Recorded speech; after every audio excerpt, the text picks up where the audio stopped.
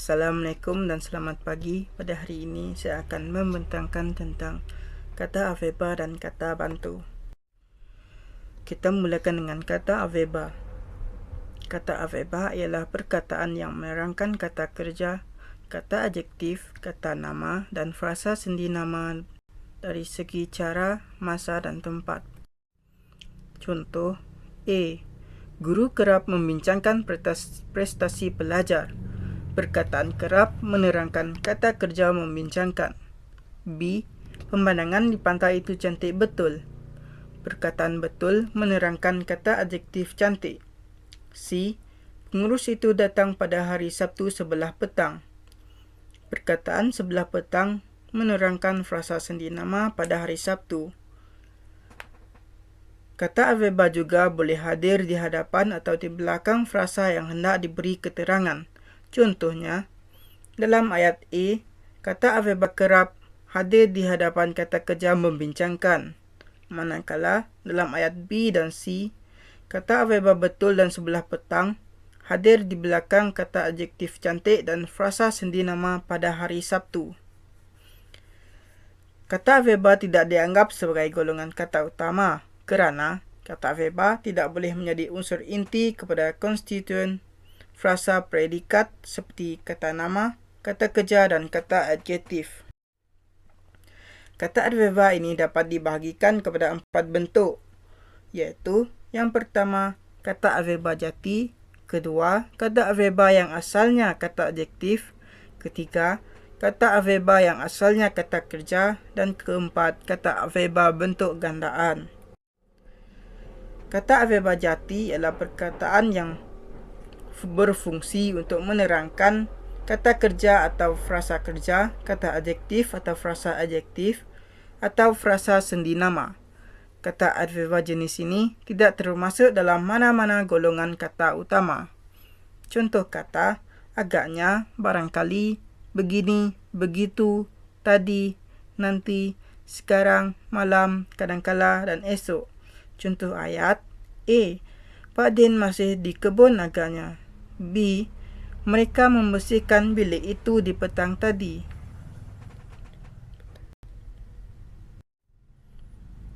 Kata aveba yang asalnya kata adjektif merupakan kata aveba yang menerangkan kata kerja atau frasa kerja, atau kata adjektif atau frasa adjektif, atau frasa sendi nama.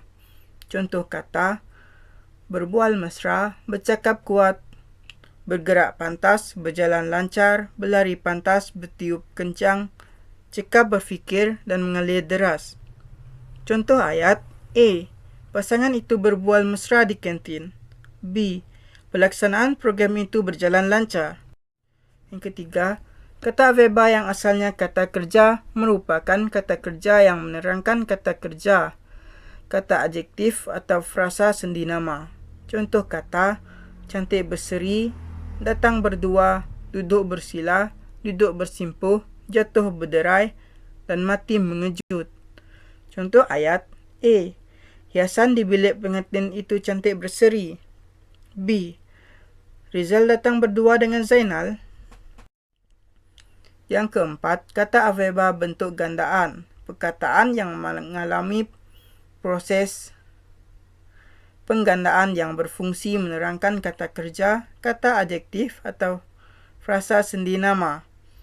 Kata aveba gandaan dapat dibahagikan kepada 3 jenis, iaitu gandaan penuh, gandaan separa, dan gandaan berentak.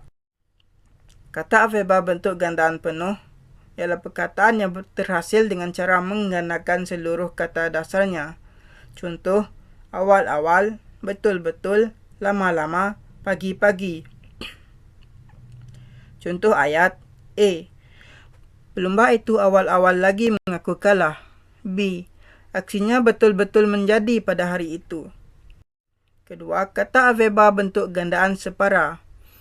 Perkataan yang terhasil dengan cara menggandakan kata dasarnya yang mengandungi imbuhan tanpa menggandakan imbuhannya. Bentuk gandaan separa ini terbagi kepada 2, iaitu kata aveba gandaan separa berawalan dan kata aveba gandaan separa berakhiran. Gandaan separa berawalan. Contoh kata berhari-hari, berjam-jam, berkali-kali. Contoh ayat, sudah berhari-hari Rani menunggu kepulangan datuknya di situ. Gandaan separa berakhiran. Contoh, andai-andaian, harum-haruman, ukur-ukuran. Contoh ayat, andai-andaian dia yang menang, dia akan jadi kaya. Ketiga, kata aveba gandaan berentak ialah perkataan terhasil dengan cara menggandakan kata dasar mengikut rentak bunyi tertentu. Contoh, hingar-bingar, huyung-hayang, karut-marut, kucar-kacir. Contoh ayat, A. Penonton bersorak hingar-bingar ketika itu. B. Penagih dadah itu berjalan huyung-hayang di tepi jalan. Seterusnya kita dengan kata bantu. Perkataan yang bertugas menerangkan kata kerja, terutamanya dari segi masa atau ragam dan hadir di hadapan kata kerja. Kata bantu juga boleh hadir di hadapan kata adjektif dan frasa sendi nama. Kata bantu terbahagi kepada dua, iaitu kata bantu aspek yang berkaitan dengan masa dan kata bantu ragam yang berkaitan dengan perasaan. Kata bantu aspek. Masanya belum dilakukan.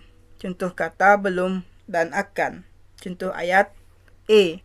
Budak itu belum makan. B. Kami akan pulang ke kampung. Sedang dilakukan. Contoh kata masih, mula, sedang.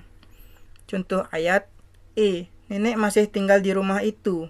B. Petani mula menanam padi. Sudah dilakukan. Contoh kata baru, sudah, pernah, dan telah. Contoh ayat, A. Nazmi baru selesai sarapan pagi. B. Buah durian itu sudah masak. Kedua ialah kata bantu ragam. Jenis ragam. Menyatakan kehendak. Contoh, hendak, mahu, ingin. Contoh ayat, bapa hendak ke bandar. Menyatakan keupayaan dan keizinan. Contoh kata, boleh dan dapat. Boleh ialah diizinkan dan dapat ialah berupaya. Contoh ayat, A. Pekerja asing boleh bekerja di negara ini.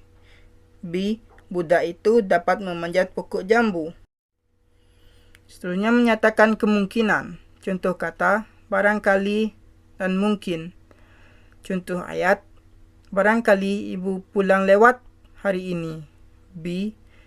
Rosli mungkin kurang sihat. Seterusnya menyatakan kemestian.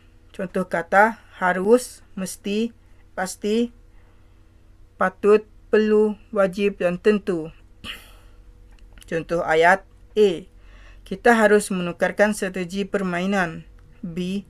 Budaya membaca perlu direalisasikan. C. Tindakan sedemikian tentu sukar diterima. Ialah menyatakan keengganan.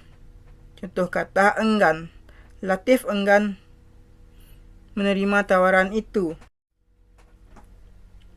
Penggunaan dua kata bantu tertentu dalam satu ayat juga dibenarkan. Contohnya, A. Kami bantu kata bantu aspek dan kata bantu aspek. Contoh ayat, kami belum pernah sampai ke pekan itu. Pasukan kita masih sedang berlatih di padang. B. Kata bantu ragam dan kata bantu ragam. Orang itu harus mahu menanyakan sesuatu. Pemidato itu mesti dapat menjadi johan. C. Kata bantu aspek dengan kata bantu ragam. Contoh ayat, bayi itu belum mahu tidur. Dewan itu sudah boleh digunakan sekarang. Dapat juga penggunaan tiga kata bantu seperti dalam ayat berikut. A. Budak itu masih belum mahu bercakap. B. Orang tua itu masih belum boleh makan nasi. Itu saja daripada saya. Sekian. Terima kasih. Maaf sekiranya ada kekurangan.